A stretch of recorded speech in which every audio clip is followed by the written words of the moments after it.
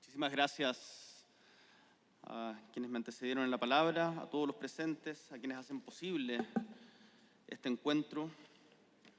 Voy a hacer un esfuerzo por no entrar en discusiones contingentes y tratar de aprovechar este momento para reflexionar sobre desafíos del presente vinculados a dos temas que están muy cruzados y que son fundamentales para el desarrollo del país, que tienen que ver con las nuevas tecnologías y el aprendizaje, en particular la inteligencia artificial. Inevitablemente me voy a referir un poquito a coyuntura en una parte, para dialogar constructivamente con el presidente electo. Pero quiero comenzar afirmando que estamos, como bien decía Guido Girardi, en un momento muy excepcional, que nos cuesta quizás valorar, que nos cuesta dimensionar. A lo largo de la historia, la humanidad ha creado permanentemente herramientas que ampliaron su capacidad de relacionarse con el mundo y de transformarlo. Pero son pocas las veces que ha desatado fuerzas que han llegado a redefinir quiénes somos, qué significa ser humano. Y creo que es un consenso que la inteligencia artificial pertenece a esta categoría que es muy excepcional, porque no estamos ante una innovación más, y es impresionante la velocidad con la que se ha desatado. Estamos ante una infraestructura de poder que comienza a orientar decisiones, que anticipa comportamientos, que reorganiza silenciosamente, pero de manera muy decisiva, la relación entre los individuos y el Estado, entre los individuos y el mercado. Y por eso la pregunta central de nuestro tiempo no es técnica ni económica, es política y filosófica. Siempre recuerdo cuando pienso en estas cosas, cuando era chico, en el colegio leí toda la saga de la Fundación de Asimov y pensaba ahora, a propósito de cómo la inteligencia artificial anticipa comportamientos, en la psicohistoria y cómo la psicohistoria se pensaba en ese momento como una cuestión solo de ciencia ficción y hoy día está siendo realidad. Y el problema y la pregunta que tenemos que hacernos es ¿quién gobierna cuando las decisiones se automatizan? ¿Seguimos siendo nosotros los seres humanos? Y acá hay una respuesta que es básica. La inteligencia artificial no sale de la nada. Y por lo tanto, la inteligencia artificial no es neutral. Puede terminar siendo autogenerativa, pero su origen es humano. Y por lo tanto, los sistemas que hoy día alimentan la inteligencia artificial son nuestros datos, replican nuestras jerarquías y van amplificando nuestras prioridades. Por eso es tan importante, algo que creo que no se ha dimensionado lo suficiente en Chile, que desde el Ministerio de Ciencia, en conjunto con Brasil, hayamos impulsado la TAM-GPT, que es una inteligencia artificial, un lenguaje hecho desde Sudamérica. Porque lo que hace la inteligencia artificial es reproducir los sesgos que existen en quienes la generan. Allí donde existe desigualdad, donde existen desigualdades de diferente tipo, esta tecnología no las corrige, las acelera. Y allí donde no existen límites que sean claros, la verdad es que la inteligencia artificial no se detiene por prudencia, sigue avanzando por inercia. Entonces, vivimos en un momento en que la eficacia amenaza con convertirse en el principio rector de todas las cosas, partiendo por la política, en donde al cuestionarse la efectividad, por ejemplo, del derecho internacional, se dice, bueno, hagamos lo que sea más efectivo. ¿Y qué es lo que más es efectivo siempre? La fuerza. Y por lo tanto, ¿quién controla? ¿Quién decide? Como la pregunta que se hacían el 68 en Francia, ¿quién dio la orden? Esa pregunta vuelve a estar plenamente vigente hoy día. ¿Quién dio la orden? ¿Dónde nace la legitimidad de esa orden? Eso hoy día está muy presente en el debate respecto a política internacional, sobre las áreas de influencia, sobre quién tiene la hegemonía o no, pero también es una pregunta que debemos hacernos respecto a nuestra cotidianidad y la tecnología. Si delegamos decisiones en nombre de la rapidez, sin detenernos a preguntarnos qué estamos perdiendo en el proceso, creo que tenemos un problema. Porque cada decisión automatizada lo que termina haciendo es reducir el espacio de la deliberación humana. Y eso se va volviendo cada vez más opaco y limita la rendición de cuentas, que es el sentido más esencial de la democracia. La democracia es la delegación, la soberanía recae en el pueblo. Y el pueblo, a través de esa soberanía, la delega en sus representantes, pero sin perder su esencia. Y el compromiso es que esos representantes rindan cuenta. Una de las posibles amenazas del cambio tecnológico que estamos viviendo es que se pierda ese proceso de rendición de cuentas. Y por eso quiero afirmar que no toda delegación es necesariamente progreso. No toda consideración de eficacia es necesariamente progreso, porque algunas delegaciones pueden terminar siendo renuncias morales.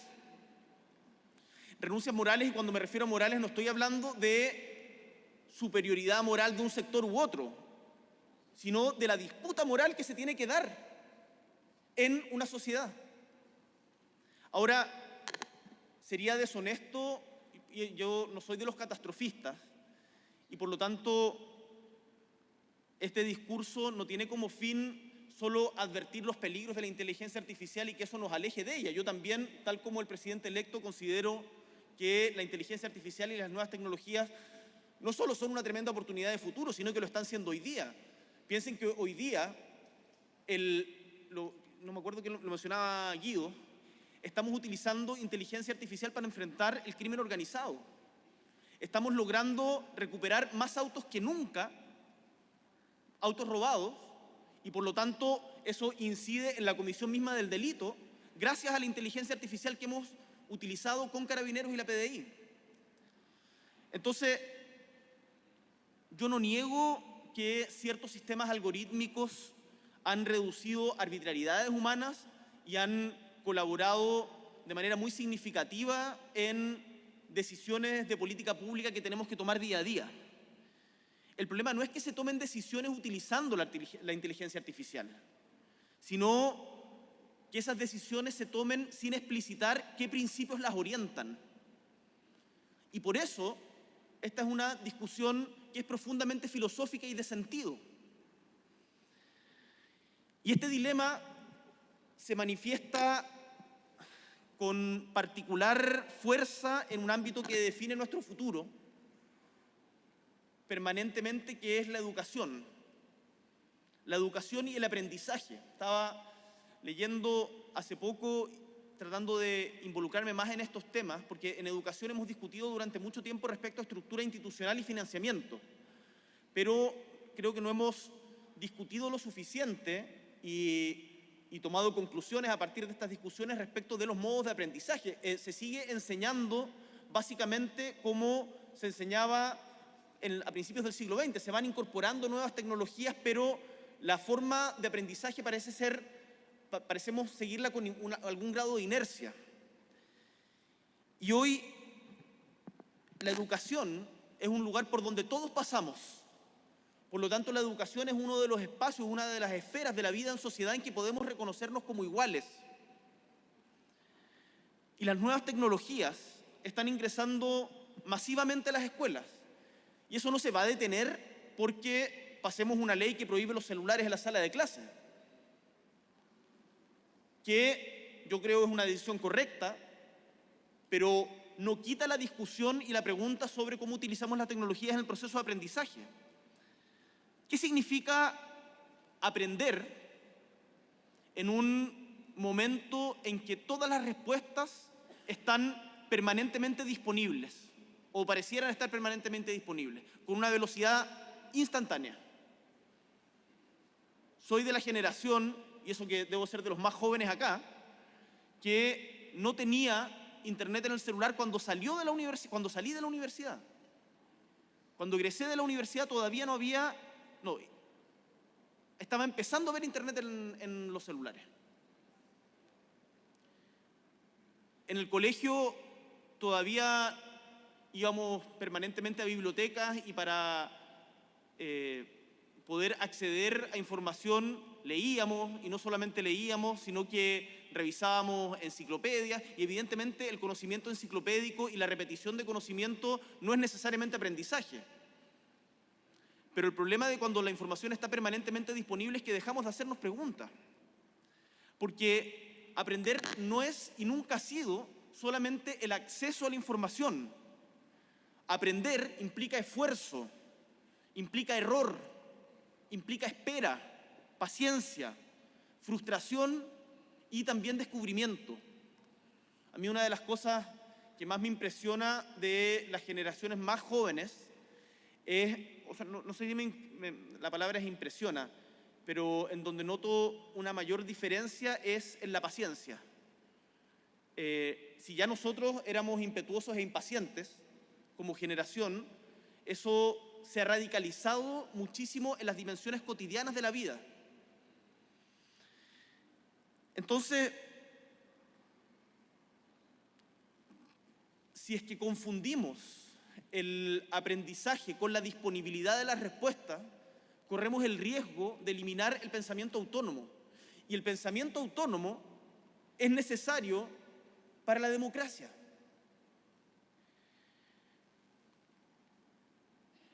Y en eso, cuando pensamos en una escuela o en un sistema de aprendizaje, no solamente en una escuela para niños y adolescentes, sino en nuestros propios sistemas de aprendizaje, porque estamos permanentemente aprendiendo, que delegamos excesivamente en sistemas automatizados, si pensamos que eso puede volverse más eficiente, sí, es cierto, puede volverse más eficiente, pero también se vuelve más frágil. Cuando los estudiantes, y somos todos de alguna manera estudiantes de la vida, y no lo digo en un sentido cliché, sino que realmente estamos permanentemente aprendiendo, cuando dejamos de preguntarnos, de equivocarnos, de argumentar, de justificar nuestras respuestas, no estamos formando una ciudadanía crítica, sino usuarios dependientes de decisiones que otros toman. Entonces, la pregunta educativa que tenemos que hacernos no es solo si los estudiantes van a usar inteligencia artificial. Esa es una pregunta que llega totalmente atrasada. Los estudiantes ya están utilizando la inteligencia artificial. La pregunta que tenemos que hacernos es qué tipo de personas estamos formando desde una perspectiva cívica en el sentido de el encuentro de iguales en los espacios públicos. No se soluciona, insisto, esto prohibiendo los celulares. Si bien creo que es una medida correcta, creo que tenemos que problematizar aún más la discusión respecto al tema de las pantallas. En definitiva, no toda ayuda cognitiva que nos preste la tecnología es necesariamente emancipadora. Porque cuando la tecnología sustituye al esfuerzo que permite que el juicio se forme, no acelera el aprendizaje, sino lo que hace es cancelarlo. Mi reflexión y lo que quiero compartirles a ustedes a propósito del debate sobre educación es que los diferentes procesos de aprendizaje, en particular en la escuela, en las universidades, no pueden convertirse en espacios donde solamente se optimizan respuestas, pero se va empobreciendo el pensamiento. Hay una discusión, se planteaba en el Congreso de Futuro de los Jóvenes, porque el Congreso del Futuro también hace una versión para jóvenes, respecto del término brain rot. Cuando uno dice brain rot, a los jóvenes, la verdad es que no piensan en podredumbre cerebral, sino que piensan en los monitos animados italianos que, no sé si los conocen, los monitos animados que hablan en italiano. ¿Cómo se llama? Capuchina Ballerina, Cocodrilo Bombardino. Pero el brain rot es un fenómeno que está estudiado científicamente y que se va produciendo. Entonces, se corre, miren esa imagen del Congreso del Futuro. Existe el riesgo de que en lugar de seguir avanzando, empecemos a retroceder respecto a nuestras propias capacidades cognitivas y formación de juicio crítico. La amenaza no es que las máquinas piensen, no son las inteligencias autogenerativas. La amenaza es que nosotros dejemos de pensar individualmente y después como sociedad. Esas son las famosas distopías de la ciencia ficción de Fahrenheit 451, 1984, Orwell y Bradbury y tantos otros. Pero hoy día ya no son distopías. Black Mirror se va quedando corto, así con una velocidad infartante.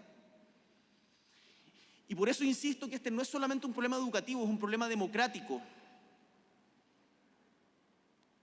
Porque la democracia se basa en ciudadanos que tienen que ser capaces de pensar por sí mismos, y esto es importante, en pensar por sí mismos y en también entender el argumento del otro, y ojalá tomar la mejor versión posible del argumento del otro. Y eso en política no nos pasa mucho. Entonces voy a aprovechar y voy a tomar la mejor versión posible de uno de los argumentos que daba el presidente electo José Antonio Kast, y lo invito a que aprobemos el proyecto de Sala Cuna, que está en discusión de hace casi 20 años, y que hoy día tenemos un consenso técnico con los equipos. Tenemos 4 semanas, porque si no vamos a retroceder mucho. Aprovechemos, José Antonio, presidente electo, de llegar a un acuerdo al respecto y sacarlo adelante. Yo entiendo que en el FES hay muchas diferencias, seguramente vamos a tenerlas y mantenerlas, pero creo que ahí podemos llegar a un consenso. Entonces, no pensemos siempre, y esto es un mensaje en particular para nosotros quienes estamos en política, en la peor versión posible de lo que argumenta mi contraparte, o quedarnos con la cuña que descontextualiza y que genera. Si yo me quedara con las cuñas del discurso de José Antonio Kast en Icare, las que publicaron los medios, no podríamos conversar casi. Pero yo creo que el espíritu de lo que dice y lo que he dicho acá es mucho más constructivo. Entonces, prefiero, en vez de quedarme solamente con las cuñas, y por eso le decía que nos juntáramos a conversar pronto, porque tenemos varias cosas que creo que valen la pena ser discutidas, hagamos ese esfuerzo. Y eso requiere, vuelvo al tema, pensamiento crítico, capacidad de discernir, valorar la diferencia, no solo la automatización.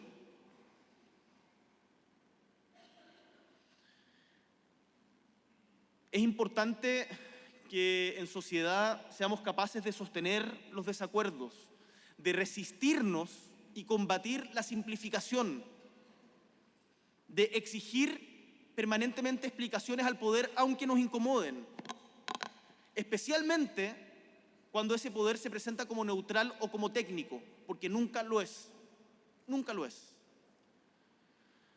Ahora, ¿cuál es el núcleo del desafío? El desafío es que la inteligencia artificial está presentando un desafío / oportunidad gigante a los procesos de aprendizaje, y de los procesos de aprendizaje se deriva directamente a la democracia. Y mi conclusión es que ningún algoritmo puede sustituir la responsabilidad política. Ningún modelo estadístico va a poder reemplazar nunca el juicio ético. El juicio ético tanto personal como colectivo. Y que además no es algo que se forme todos los días, sino que se construye sobre lo que hemos construido como humanidad. Por eso, desde mi perspectiva al menos, y lo digo muy explícitamente, es irresponsable o es muy criticable cuando el presidente Trump dice que su único límite es su propio juicio moral. Porque independiente de la opinión que tengamos de la moralidad del presidente Trump, cosa en lo que no me meto, el problema es que eso desconoce todo el acervo acumulado de la humanidad, los avances civilizatorios que hemos tenido como humanidad, que hemos llevado al derecho internacional. Y nuevamente, vinculando todos estos temas, se sustituye esa deliberación racional colectiva por la eficacia. Entonces, el viejo adagio de el fin no justifica los medios, o los medios para alcanzar un fin deben ser nobles, creo que vale la pena recalcarlo hoy día. No a propósito de una situación particular, si hay situaciones particulares que pueden generar debate, bienvenido sea, sino en la discusión de principios más de fondo. El riesgo no es una inteligencia artificial hostil. Yo no tengo estos miedos de la idea de como que los robots se van a independizar y van a venir a dominarnos, sino más bien el que la humanidad renuncie a gobernar con principios, con valores, que confunda la complejidad con la inevitabilidad y que le otorgue a la tecnología una suerte de condición de destino inexorable. ¿Cómo nos va a juzgar el futuro a nuestra generación? No lo va a hacer por la sofisticación de nuestros modelos algorítmicos, no lo va a hacer por cuánta plata cotizaron en la bolsa las Big Techs, no lo va a hacer por cuán rápido tomamos las decisiones. Nos va a juzgar por si fuimos capaces o no de establecer límites cuando aún podíamos hacerlo. Y con esto termino. Hay valores, estimados y estimadas, hay valores que no permiten delegación, que no pueden ser delegables. La dignidad humana, que está en la esencia de la construcción de todo sistema político al que por lo menos en este espacio me imagino adherimos, no es algo que pueda ajustarse en parámetros algorítmicos. El progreso está muy determinado por la responsabilidad de seguir pensando críticamente y decir no, incluso cuando decir sí sea más rápido y más simple. Dudar. Ese es el desafío de nuestra generación. Y quienes estamos en política muchas veces cometemos el error de hablar con certezas muy categóricas. Y en esto parto por casa, digamos, no estoy diciendo usted habla con certeza categórica. En política en general hablamos con certeza muy categórica y no dejamos espacio a las preguntas, a la duda o a incorporar la mejor versión posible del argumento del contrario, sin nunca renunciar a los principios. Pero la política tiene que ejercer ese pensamiento crítico, abrirse a las preguntas. La política tiene que resolver, es cierto, en función de las urgencias de las personas, de sus condiciones materiales de vida, de la salud, de la seguridad, las pensiones, la vivienda, sin lugar a dudas, pero también tiene que hacerse preguntas. Y creo que ese es el gran aporte del Congreso del Futuro, que desde hace 15 años el Congreso del Futuro viene vinculando a la política con la ciencia, con la filosofía, desde Chile para el mundo. Y eso es un logro realmente destacable y por lo que le agradezco profundamente a quienes lo han hecho posible. Muchísimas gracias.